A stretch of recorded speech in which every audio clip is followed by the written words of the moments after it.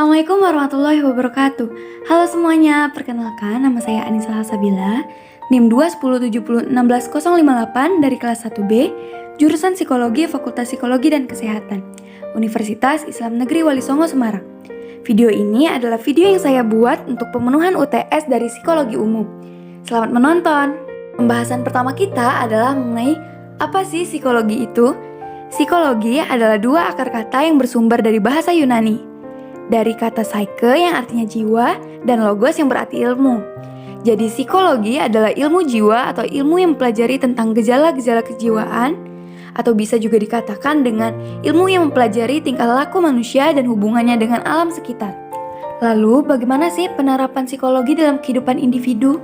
Penerapan psikologi dalam kehidupan individu terkait pengertian ilmu kejiwaan dapat kita lihat dari psikologi yang mempelajari tentang faktor penyebab penyakit jiwa.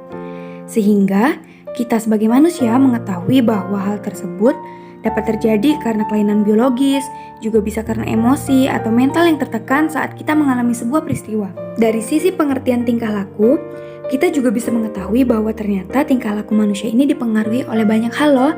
Salah satunya adalah kesehatan jasmani.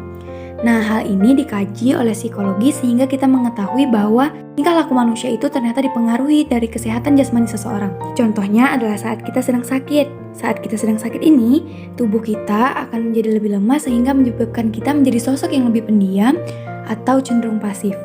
Jadi, hal tersebut adalah contoh dari penerapan ilmu psikologi dalam kehidupan individu. Lalu selanjutnya ada psikologi menurut Al-Quran. Al-Quran seringkali menyentuh aspek psikologi manusia dengan terminologi nafs atau jiwa. Di dalam Al-Quran ada banyak sekali penjelasan mengenai manusia, mulai dari siapa itu manusia, bagaimana manusia bisa hadir, rahasia tentang manusia, kepribadian yang harus dimiliki manusia, dan masih banyak lagi. Lalu selanjutnya ada konsep penciptaan manusia, dalam hal ini terbagi atas 3, yaitu al-insan, digunakan pada keistimewaan manusia sebagai penyandang predikat khalifah di muka bumi. Lalu ada al-bashar, digunakan untuk menyebut sesama makhluk, baik laki-laki maupun perempuan. Dan yang terakhir ada an-nas, yaitu mengacu pada manusia sebagai makhluk sosial. Selanjutnya ada tujuan penciptaan manusia dan tugas manusia. Yang pertama, manusia sebagai khalifah, manusia sebagai hamba Allah, untuk saling menghargai, tolong-menolong, dan juga mengingatkan dalam hal positif maupun negatif. Yang selanjutnya ada pandangan psikologi dari tokoh Islam yaitu Imam Al-Ghazali. Beliau berpendapat bahwa manusia adalah by nature, yaitu spiritual goodness atau suci dan fitrah. Konsepnya memiliki 2 sifat dasar, yaitu baik dan buruk, serta yang menentukan adalah keadaan spiritual seseorang. Menurut beliau, manusia itu memiliki sesuatu yang tidak akan berubah dari dirinya, yaitu berupa an-nafs atau jiwa. Manusia tidak bisa dilihat dari fisiknya karena tidak bisa berdiri sendiri tanpa nafs. Imam Al-Ghazali memfokuskan ilmu jiwa menjadi 3 bagian, yaitu yang pertama kekuatan pikir, yang kedua kekuatan syahwat, dan yang ketiga kekuatan amarah. Selanjutnya ada aliran strukturalisme, yaitu aliran yang memfokuskan pada pembagian menjadi bagian-bagian atau unsur-unsur.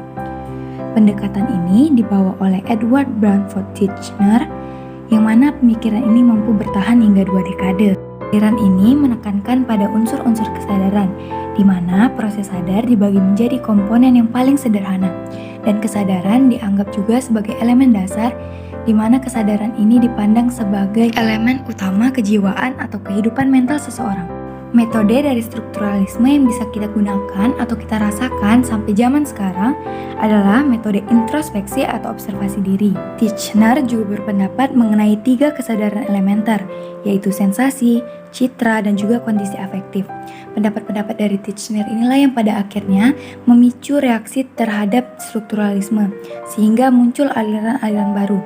Salah satunya yaitu fungsionalisme yang dicetuskan oleh William James. Seperti namanya, aliran fungsionalisme adalah aliran yang menekankan pada fungsi pragmatis dari suatu fenomena kejiwaan.